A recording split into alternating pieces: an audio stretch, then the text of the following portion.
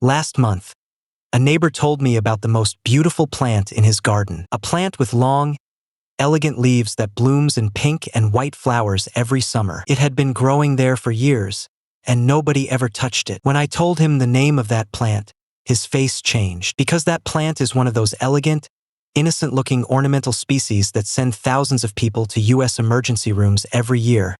And it's one of the most commonly grown plants in American gardens. Today, I'm going to talk to you about 3 plants. There's a very good chance you know all 3 of them. Maybe in your garden. Maybe in your neighbor's garden.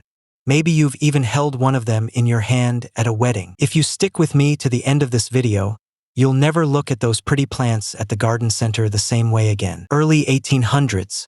The French botanist and physician Augustin Pyramus de Candolle was traveling along the Mediterranean coast on a research expedition. In the villages he visited, the strange story shepherds kept telling caught his attention. Goats and sheep that grazed on a particular plant would become severely sick within hours. Yet the same plant was being grown by people in their gardens, planted along their fences. Because it was beautiful, it bloomed.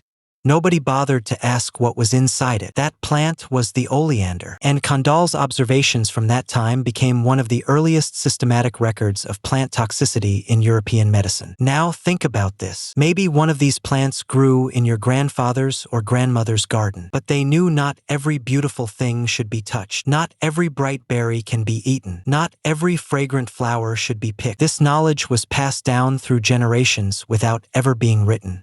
The phrase, "don't touch that," was often said without explanation. But today, those sentences are forgotten. Garden centers grew, catalogs got more beautiful, and people gradually started asking less and less, "Is this plant safe?" Today, we're going to ask that question together and find the answer. Which state are you watching from?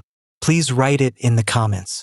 And I'm also curious, which of these plants is in your own garden? Let's take these 3 plants one by one. Plant number 1, oleander. Oleander is a plant you can find in nearly every garden across the southern U.S., especially in Florida, Texas, and California. It's extremely attractive with its pink, white, or red flowers. But here's what you need to know.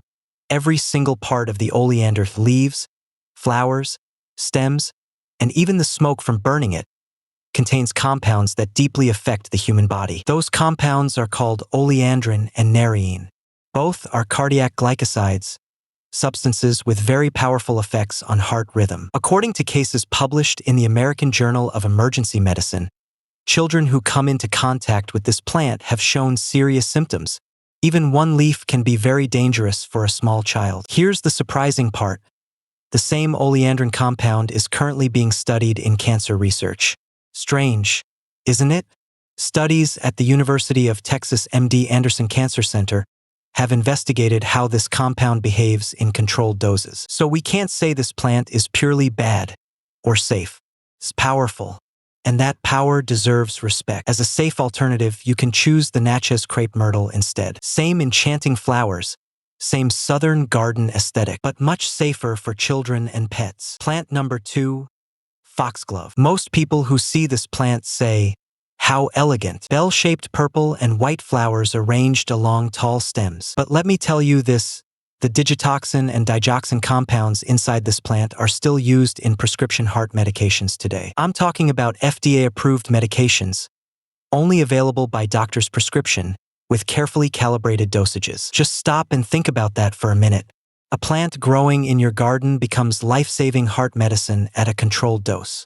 At an uncontrolled dose, it does the opposite. In the 18th century, English physician William Withering discovered this plant from folk medicine. His 1785 publication, An Account of the Foxglove, is considered one of the founding texts of modern cardiology. Withering began his research by observing the tea that village women prepared from this plant. And today, that knowledge has become a treatment used by millions of heart patients. According to records from the National Institutes of Health, cases of foxglove misuse are still reported today. This attractive flowered plant grows freely in gardens and carries no warning label. As a safe alternative, consider penstemon.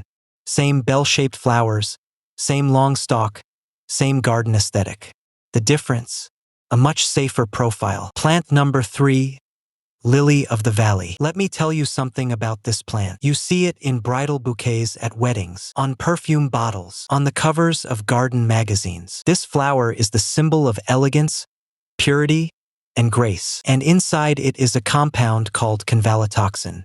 This compound is a cardiac glycoside, from the same family as the ones in oleander and foxglove. Studies published in the European Journal of Pharmacology have examined this compound's effects on heart rhythm. Significant physiological responses were observed even at small doses. And here's the most striking part. Even the water you put the flowers in carries a strong effect. Medical literature includes cases involving the water left in a vase carrying this property. But people don't really care about that. People use it in wedding bouquets. Why? Because it's beautiful. As a safe alternative, consider a stilbe. Same pink and white tones, same delicate structure, same elegance. Plus, it thrives in shady gardens. And it's completely safe. Now I need to add an important note. I'm not saving it for the end because it really matters. If you've touched these 3 plants, or they're already in your garden, don't panic. These plants don't automatically cause harm just from being touched or being nearby. The real risk happens with ingestion and with long-term intense contact. But if you have small children or pets at home, this information will be very useful.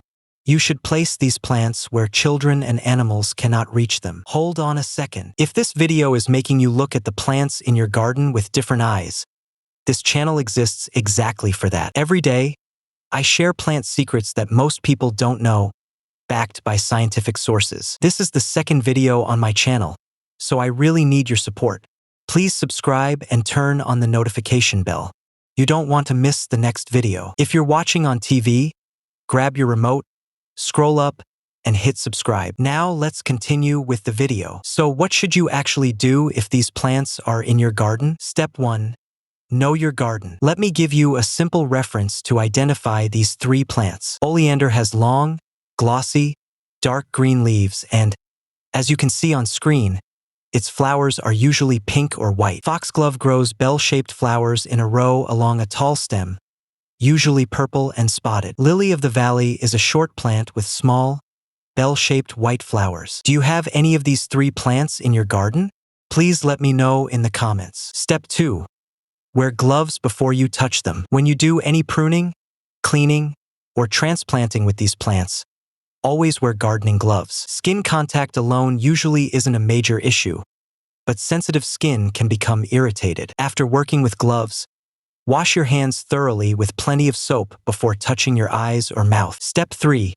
Create a safe zone for children and pets. If these plants are going to stay in your garden, and that's completely your decision, you should move them to a restricted area. A fence, a raised terrace, or a section that children and pets can't enter. Anything works. By the way, the ASPCA website lets you check for free which plants are problematic for which animals. Step 4. Research alternative plants. After watching this video, the next time you go to a garden center, stop and think before you buy. Is this plant safe for children and pets? Even ask the staff there. Most garden centers can answer this question. If they can't, you can use the ASPCA's free plant database. Step 5. Critical warning. Never burn them. After pruning these 3 plants, especially oleander, you must never attempt to burn them. Oleander smoke carries its compounds into the air. In enclosed or semi-enclosed spaces, this smoke can cause serious respiratory irritation. Instead of burning, throw the cuttings in the trash or give them to your municipal organic waste system. If you're still watching at this point, you're very lucky, because now I'm going to tell you the most important thing about this whole topic. All 3 of these plants are sold freely at garden centers. Their labels show the color, watering frequency, and sun requirements, but they don't show what's inside them. Think about this. A medicine box is legally required to list its side effects, but a plant containing the very same compounds can be sold without any warning label, right next to children's play areas at garden centers. The plant isn't the danger. The real danger is lack of knowledge. And nobody is hiding this information from you. It's just that nobody bothered to ask, and nobody bothered to tell. Until now, I want to ask you a question. Do you have any of these 3 plants in your garden right now? Please write below. I'm seriously curious. That's why I'm asking. If you learned something from this video, share it with a friend who has small children or pets. They may have one of these plants in their garden without even knowing. This information genuinely matters. If you'd like to support the channel, dropping a like and subscribing would mean a lot, my friend. And now, one last thing. In the next video, I'm going to talk about a plant that's in most people's homes, but they don't know its true power. Millions of people grow this plant in their home. They keep it on their shelves. They use it occasionally, but this plant has a secret. Very few people know it. When this plant blooms, most people ignore it or worry about it. But that moment is actually the most valuable signal the plant is giving you. What does it mean? In the next video, I'll tell you what that signal means and how to use this plant correctly. Don't miss it.